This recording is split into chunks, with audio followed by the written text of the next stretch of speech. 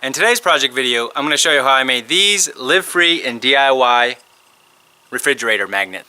Hi, I'm Lou, and you're watching Live Free and DIY.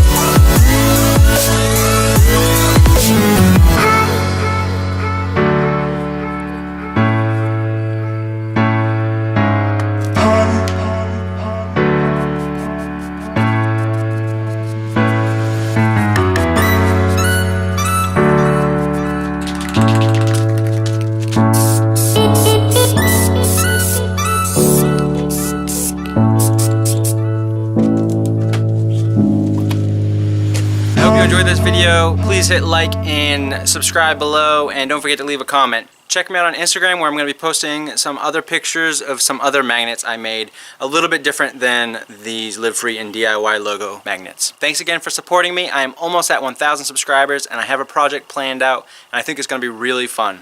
So I hope you all have a great week, and I will talk to you all later. Thanks again. Bye. Bye-bye.